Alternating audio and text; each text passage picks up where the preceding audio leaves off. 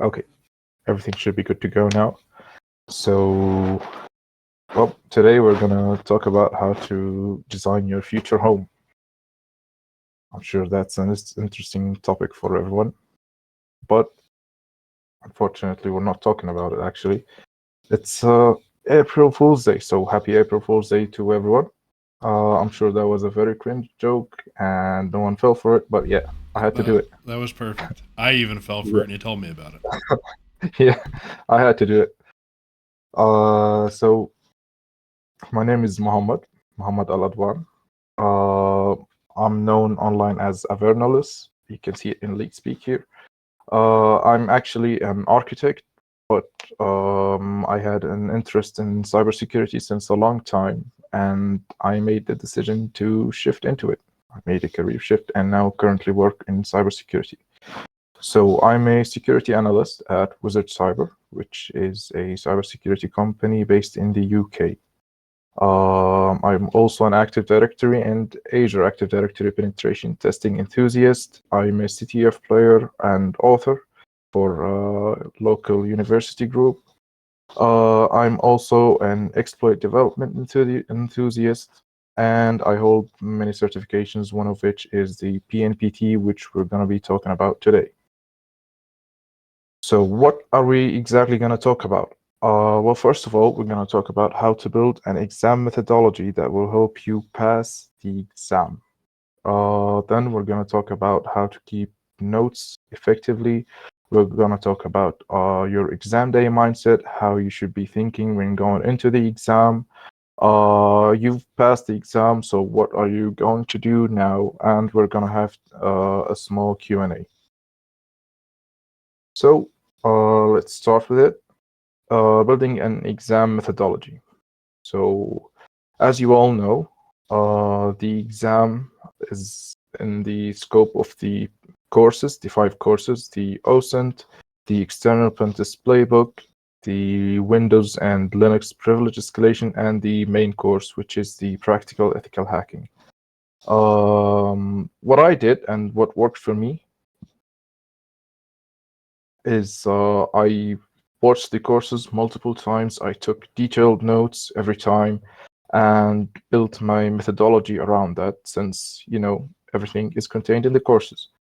I tested and refined my methodology multiple times. I actually took the first attempt in August of 2023. I failed it because of my CTF mindset, and then I retook it back in September.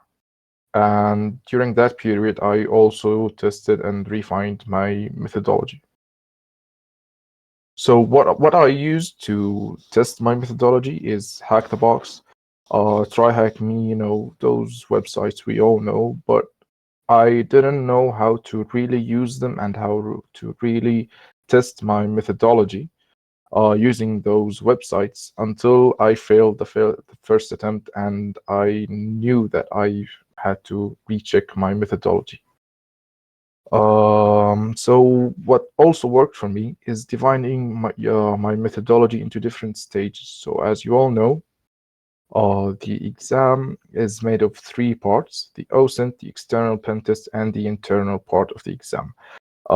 So what I did is, and I will show you my notes later on. What I did is I based my methodology on each part of the exam and like steps. What I'm gonna do exactly, maybe you get stuck. You you get stuck and you just don't know what to do anymore. So I had fallback plans in my methodology for that. What is also very important, and I have to stress it, is to include already tested commands ready to paste. So don't go learning the syntax during the exam, learning new tools, just have your commands ready to paste with placeholders for the arguments, and you're good to go. You should also aim your methodology at saving time. So the exam is 5 days of pen testing, 2 days of reporting, so 7 days in total. But it's more than enough time actually. I passed the second time, I think in 2 days. So there's more than enough time, but also you should aim your methodology at saving time and taking the most effective and productive route. Your research during the exam, everyone's going to get stuck during the exam. So your research methodology should utilize your notes first and foremost, the exam methodology you built, attacks to try, tools, everything. The PEH course, which I actually did, I had to rewatch a segment of the PEH course during my exam. So that helped me a lot as well. And last thing, you should do Googling. I'm sure everyone has their own methodology, but I'm just telling you what worked for me. Googling, sometimes if you don't know what exactly you're stuck on, it's going to take a lot of time. And, you're in an exam, so time is really valuable in that case. Now we're going to talk about keeping effective notes. So your notes, whatever application you choose to take notes, they're your haven in your pen testing career or in your cybersecurity career in general. You should have detailed notes, everything you read. You can't remember everything, so taking notes is very crucial in your learning. We have some applications, everyone knows them, I'm sure. Obsidian, which I use to take my notes. There's also Notion, and there's OneNote. Now, whatever application you choose out of those, I'm going to show you my methodology on Obsidian and some of the plugins I use later on. But whatever application you use, you should keep a few things in mind. So first of all, you should take your notes in detail or enough detail to come back to whenever you need a refresher. So as I said, this comes back to the exam methodology. Your notes will be your first research during the exams. If you get stuck, you go back to the notes. You go back to the specific thing you think you're stuck on. You try some of the commands you have, some of the tools. So these are very important for you. You should also organize your notes based on a hierarchy. So what I mean by that is your notes should be based on the different stages of pen testing, which is in the introduction section in the PEH course, which is the practical ethical hacking course. Your notes should be based on those stages. So you have the exploitation, all these stages of pen testing, and also within those, these should be in another smaller hierarchy, local privilege escalation, domain privilege escalation. I will show you some examples later on. You should also keep future topics in mind and where those might fit in your note hierarchy. So let's say you finish the PNPT, you want to go for a more advanced cert that has more defensive agent and so on. So you should keep a block empty as a placeholder for that until you get to that part, These are some of the examples I'm talking about, which are from Rafael Rodriguez, also known as Hacker Hermanos, who is a very, very amazing note taker. I will link a resource to his course in the resources section. But he has a very, very good course on GitHub on note keeping. In this example, you can see what I'm talking about, shellcode running tradecraft, initial access tradecraft, and so on. He's giving every topic its own block and its own set of references using a plugin called DataView. This is in Obsidian, by the way. He is using Obsidian Canvas, which is, it's very helpful. As I already said, I come from an architecture background, so I'm a very visual person, and taking notes in this format, in a visual format, in a linked format, like a mind map, it really helped me actually comprehend everything I read, I learn. I'm in a multiple things currently. I'm learning, working, at the same time. So I need to keep detailed notes and I need to keep them organized. So this is an example of the notes I take. This was during my preparation for the PNPT. I solved a lab and just I keep every machine and every box in the network as a separate note. Possible pivot points, where our routers are, our firewalls and such. So I can come back to them, and when I'm writing, whether it is a report or a write-up for the lab, I just come back to it and remember everything, as well as screenshots, of course. So this is an example. This is a close-up of the notes. This is also using Obsidian Canvas, but I'm not utilizing Data View here, which is a plugin. So you can see every machine we have in the network. This is the same lab, by the way, but I just zoomed in. So you can see every machine, the IP address, and all the nodes we have. Maybe you found something interesting you want to come back to. You found some passwords, whatever it is. I keep it in this node, and I keep them linked in a format from where I gained my initial access until I compromise the domain. This is a very good lab, by the way. It's by Conda, I believe. He has a template for it to be hosted on AWS. And yeah, it was a very valuable resource when preparing for the exam. So now we're gonna get into the exam day mindset. It's an exam. For me, it was my first certification, or my first practical certification. I haven't taken any practical exams before it, so yeah, it was my first. It was a very new experience to me, and I got stressed before my first attempt, actually, and it was like it kept me stuck in a negative mindset, as you can say, and yeah. So what you think, what I think you should do before taking the exam, and what worked for me in the second attempt, was just, living in the moment. There's more than enough time, like way more than enough time, actually. I failed the first time, as I said, because of my CTF mindset, and I didn't treat the exam as a practical environment, a real environment. So I made sure to actually think practically the second time. And just remember that everything in the exam is in the 5 courses by TCM. You should also sleep well the night before the exam, take breaks, eat a good meal. You should also, I actually made a playlist for the exam just for the PNPT, which I will also leave a link for in the resources section. So the last important thing in your exam day mindset is you should take a break whenever you get stuck. So you're gonna get stuck plenty of times, but you're gonna get through it.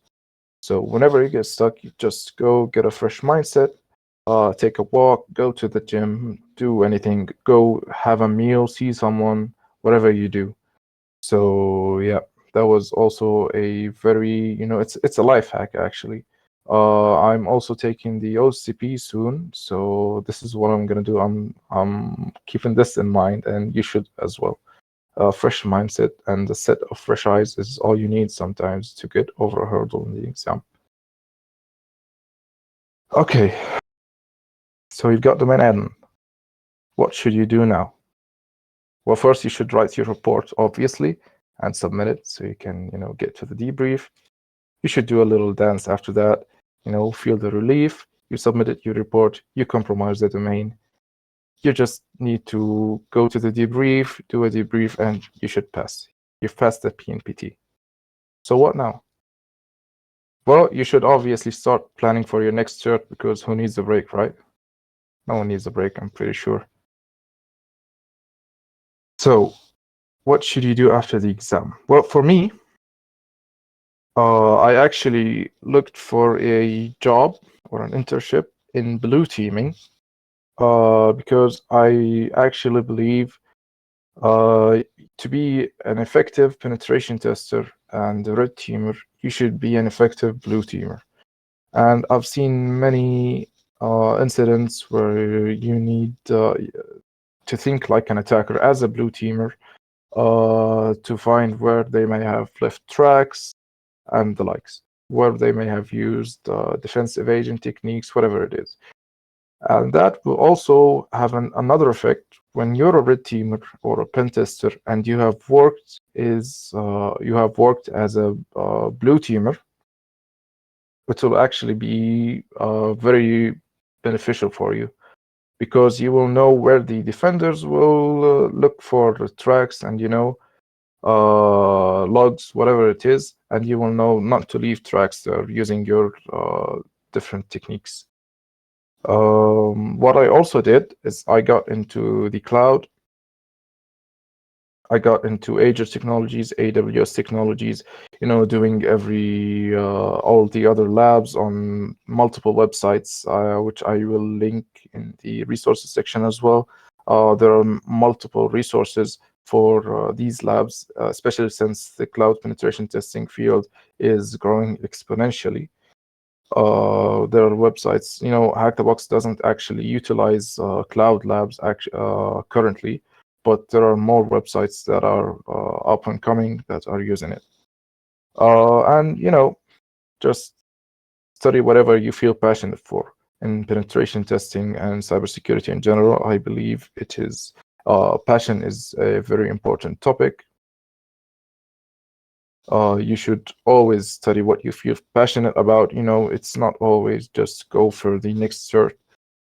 Sometimes you should go study maybe IT hacking, hardware hacking, something you might not use in your job, in your day-to-day job, but you have a creative need for it, and it makes you think. It gives you that itch. The itch is very important in this field, and it's actually what made me shift careers, which is a very wide career shift from architecture to security. But I had that itch. I was already interested in security, and I had just the itch to think critically, creatively, and just compromise some machines. Okay, so now we're gonna go into the Q&A section. If anyone has any questions, you can ask me whatever it is about cybersecurity, the presentation, the PNPT, other certifications, whatever it is. I don't know if we can give permissions for others to speak. Sean? I can, yes. If somebody wanted to ask a question that way, they can just ask, and Yeah, all let right, them up sounds on the good. stage. I'm glad you brought up cloud also, because that's something I heard in a recent interview where I won't say the company, but they're having trouble Yeah, finding people actually, experienced.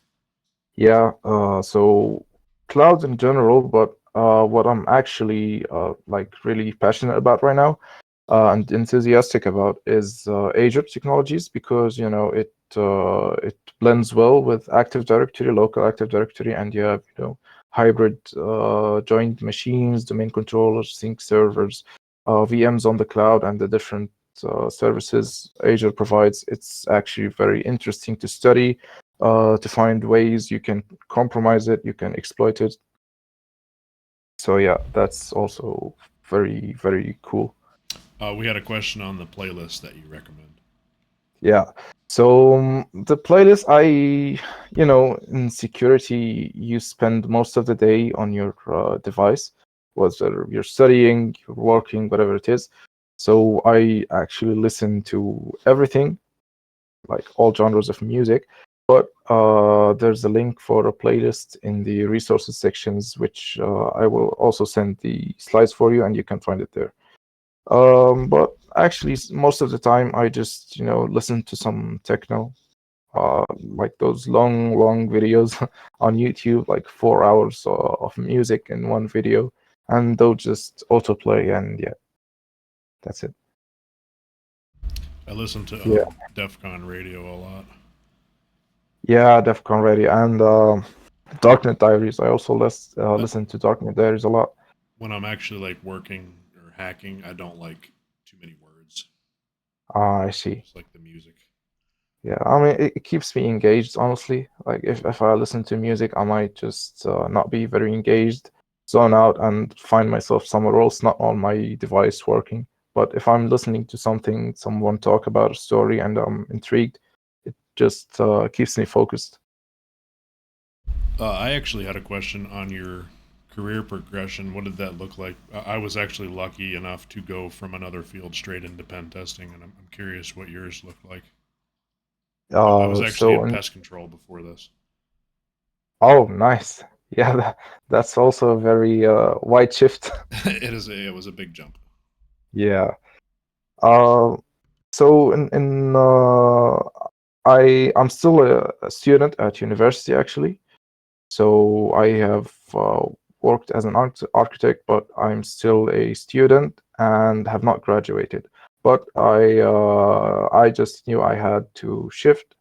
I applied for an internship, and just networking in the field, especially in security, gets you very far. So I participated in many CTFs, got to know a lot of people, and through networking and applying to different internships. I just got one that was lucky enough to have it, especially in our country. It's a very important requirement to have a degree in security for some reason. So I was lucky enough to just shift into security without any prior experience or degree, just through networking, being passionate enough, putting yourself out there, whether it is in CTFs, going to conferences, whatever it is. And yeah, I'm currently just a security analyst, planning to also shift into penetration testing. But as I said, I actually find blue teaming experience very valuable before transitioning into penetration testing or red teaming. We have an engineering, or I'm sorry, an architect question from local Oh, hostel. A civil architect or a systems architect? I'm an architectural engineer, so a building designer, you can call it that. Sozi, Yeah, hello, my friend. Sozi is wondering what rooms, if you have any, that you recommend for Hack the Box. yeah, of course. I actually have a long list of boxes and networks that I use to prepare, but some of them that come straight to mind is Active on Hack the Box. These are all retired, by the way. Active, there's Forest, there's Sauna, there's a Bloodhound room. I think it's called Bloodhound, but I'm not sure. It has the Bloodhound logo and all. Yeah, I also recommend other networks on TryHackMe. There's the Throwback network, which is made of, I think, 11 or 12 machines, multiple domains and forests. So that was very fun to do before my exam, which is way overkill.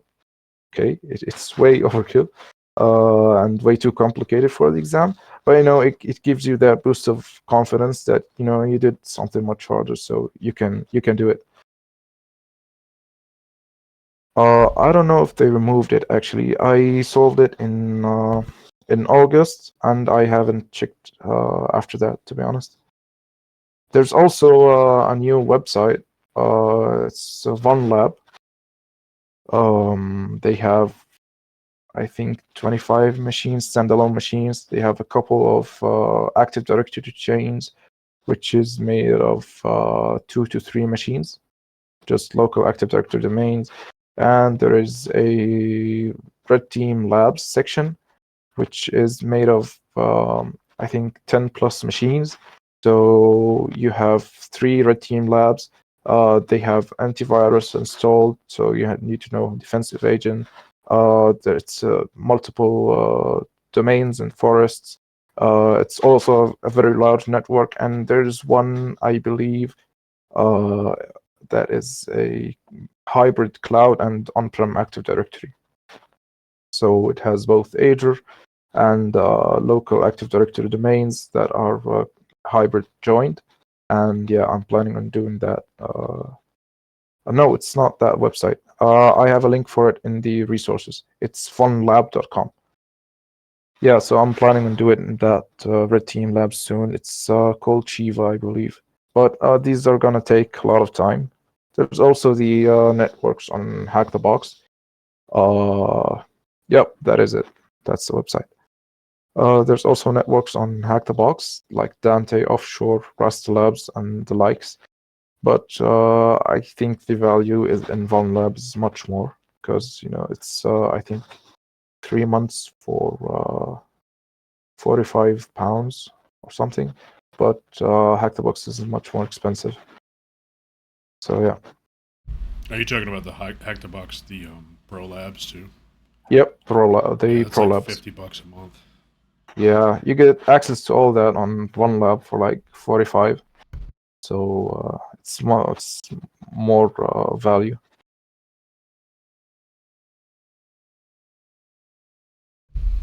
Anybody else have any questions for our guest today? Yeah, it is overkill. But as I said, it gave me a boost of confidence. I mean, I'm like that sometimes. The extra confidence goes a long way. I You'll like be to over over. prepare also. Yeah. Well, I will have. You said you have a link to some resources. Yep, I do. Okay, It's in the I'll post that with the presentation. video also. This is going to go up on YouTube. Yep, sounds good. Yep, I have already taken the PNPT back in September of 2023.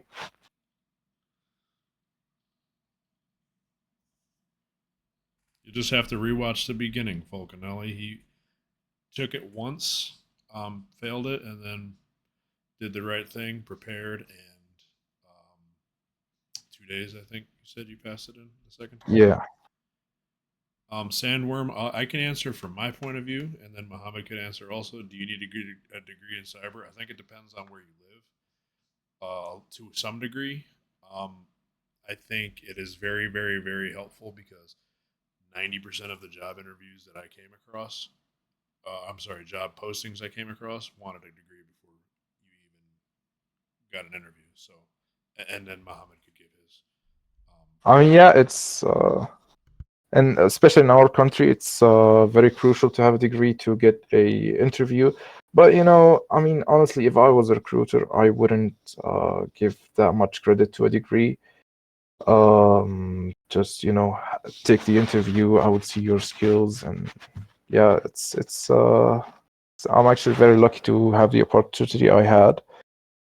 But from my point of view, you need to look for a place that just doesn't give the degree much more value than it should have.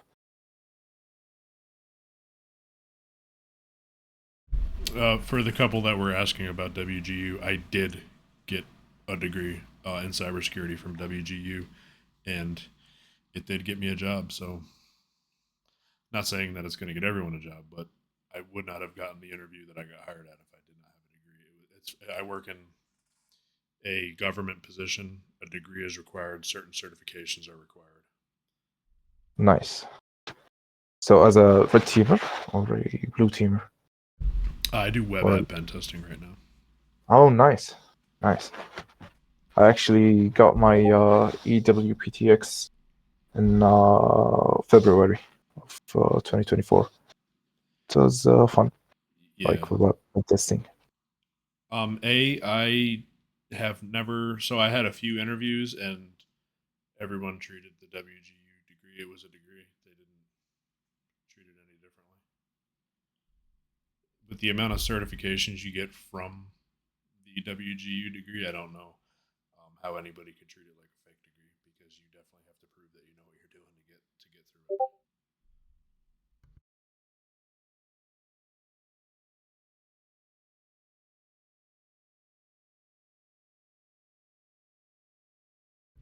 Yeah, I think most recruiters and HR people aren't really looking at like they see WGU, they probably don't really know the difference between that and like actually physically going to school somewhere. So it's like an online school for you guys? It is, yeah, it is fully online. How many Oh, nice. certs do you think it's possible to get there in 2 years as a transfer student? I don't remember how many certifications, but I could put my LinkedIn in the chat, and you can, I honestly have so many certifications I don't remember how many I have, so I could put my LinkedIn through the chat, and you're welcome to look through Suffering from success, I see. them. I guess it could be worse, right? It really is. It's mostly CompTIA, yeah, and then of course, I got a few on my own. Yes, it is an accredited school. How valuable are certs over a degree? Sandworm asks. I mean, are we talking in terms of knowledge or in terms of getting a job? I think the answer might differ. That is a good question. I would think a certification like the PNPT would probably do more. You're going to learn more than you are doing probably a cyber degree, to be honest with you, because you're focusing on one thing. Yeah, exactly. Sozi, my LinkedIn will be in the slides. Sandworm, yeah. In terms of a job, honestly, it's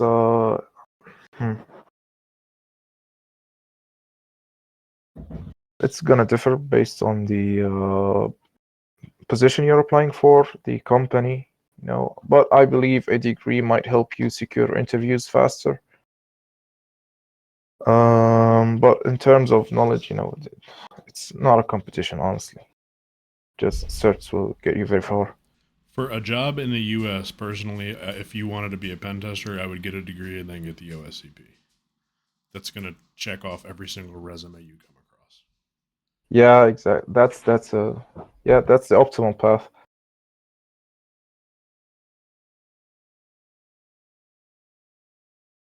Sandworm, a lot of job postings will just say like a bachelor's degree, but some will say a bachelor's degree in cybersecurity, computer science, or a related field. So that or a related field is very subjective. Yeah, it's the case here as well. It's usually the first thing in a requirement list for the interview.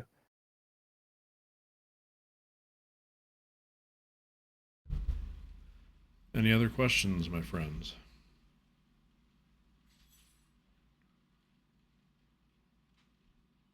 I think there's a lot of offset hate going around.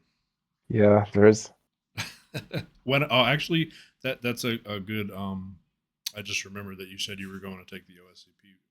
When do you think you're taking Yeah, it? I am. I think in July. Have That's you the been plan at mostly least. just using their labs to prepare, or do you have something else up your sleeve? I'm gonna use the TJ Knowles list, obviously. Also One Lab. I'm actually really liking their labs. They're high quality. They have great Active Directory chains, the Red Team labs, which I talked about. They're all great. So I'm gonna use those, and the labs to get the 10 bonus points. But I didn't really like them.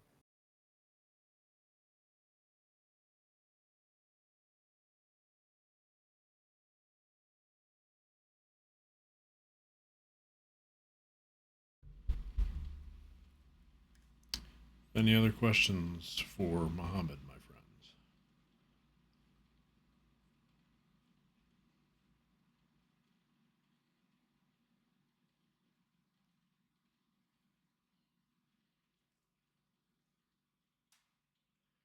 Yep, sure thing. Just a second.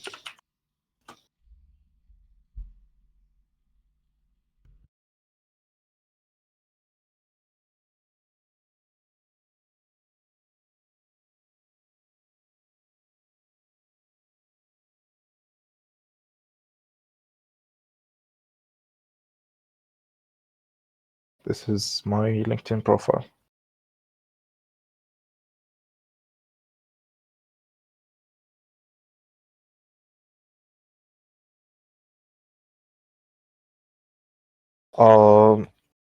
Exploit development.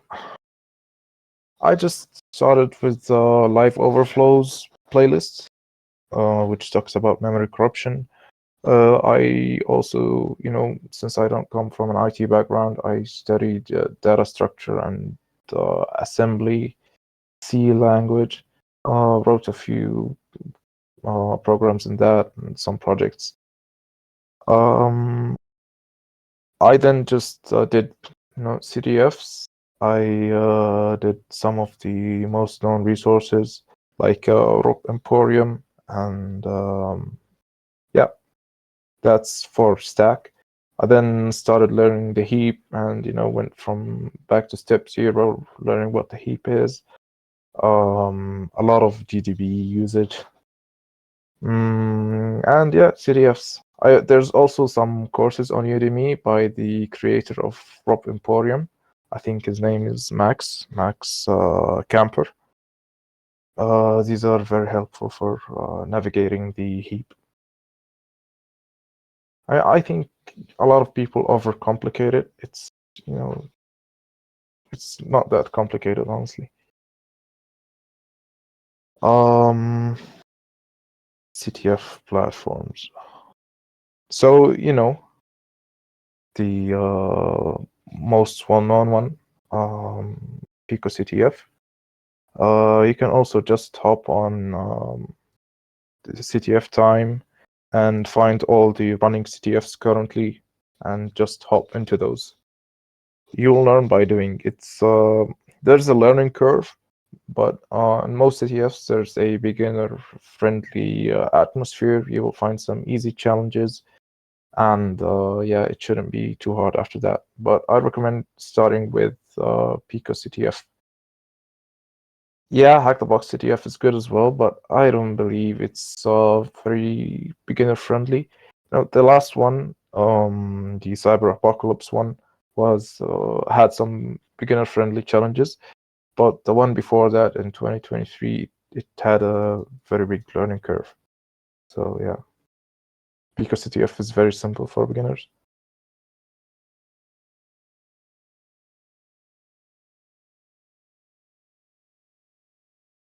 Yeah, it's very strange. Yeah, the very easy ones for the Hack the Box CTF, this last one, were not, in fact, very easy. Yeah, exactly. I'm sure you've done your fair share of Pico CTF challenges. Most of them are like you can solve the first two pages, let's say, of the web category, of changing cookies, just inspecting the source code, Control U. These were very beginner friendly challenges.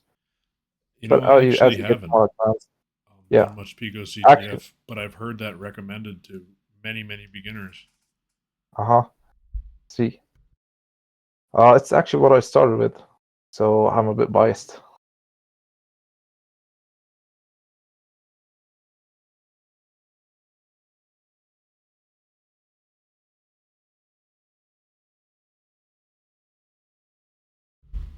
I will do last call for any questions, and then we'll wrap it up. We will have, I'll have the link to the resources with the video and everything, so we can find everything.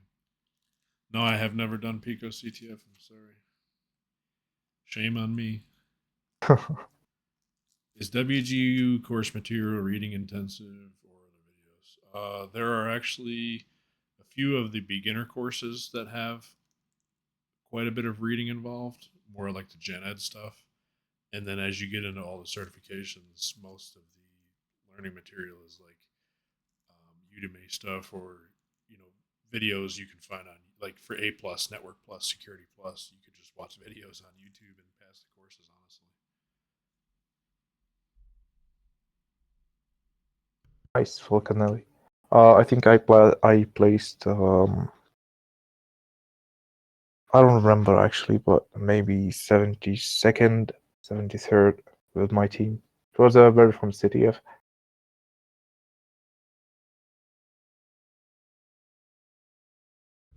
yeah, Hero. I watched a lot of Professor Messer at 2 times speed.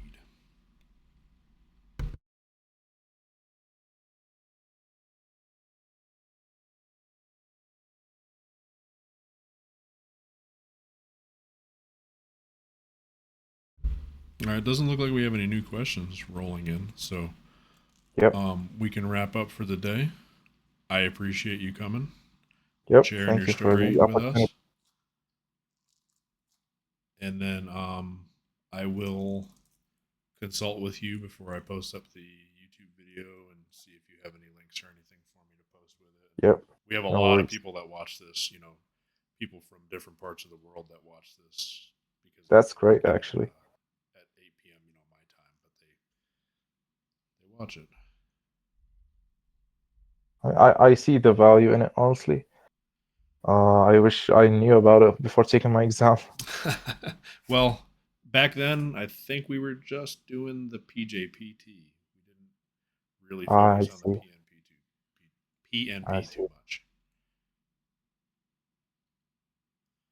All right. Well, thanks everybody for coming. Thanks again, Mohammed. And I'll get the video up as soon as I can. And the video from last week will be up probably tonight or tomorrow. Ange just wanted to check it and make sure there was nothing work related in her presentation that could be. Right. Thank you, Sean. Thank you, everyone, for attending. And yeah, I hope you found value in it. Definitely. Thank you. Thank you. Have a good night, everyone.